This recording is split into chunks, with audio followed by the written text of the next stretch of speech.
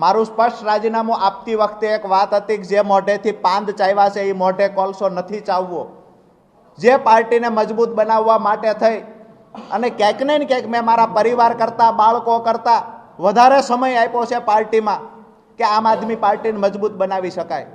આપ સૌએ અને ગુજરાતની જનતાએ જોયું છે કે વિસાવદરની ચૂંટણીમાં ગોપાલભાઈને જીતાડવા માટે હું પોતે ઉમેદવાર હોય એવી રીતે રાત દિવસ મહેનત કરી અને જીતાડવાના પ્રયત્ન કર્યા. જ્યાં સુધી પાર્ટી સાથે રહ્યો ત્યાં સુધી વફાદારીથી રહી અને પરિવાર કરતાં વિશેષ મહત્વ આપીને પાર્ટીને મોટી બનાવવાના પ્રયત્ન થયા. પરંતુ હું જ્યારે જેલમાં ગયો અને જે મને કડવો અનુભવ થયો કે પહેલી મુદત હતી અમારી 27 તારીખે, જે દોસ્તો તર્ક વિતર્ક કરી રહ્યા છે, જે સફાઈની સુફિયાણી વાતો કરી રહ્યા છે, એને ટૂંકમાં કહીશ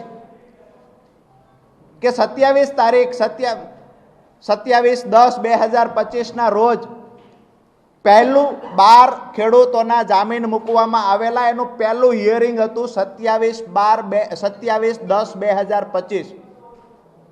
વકીલો દ્વારા, પાર્ટી દ્વારા વાતો કરવામાં આવતી કે હાઈકોર્ટના સારામાં સારા વકીલ હાજર રાખવામાં આવશે, ચિંતા ન કરતા.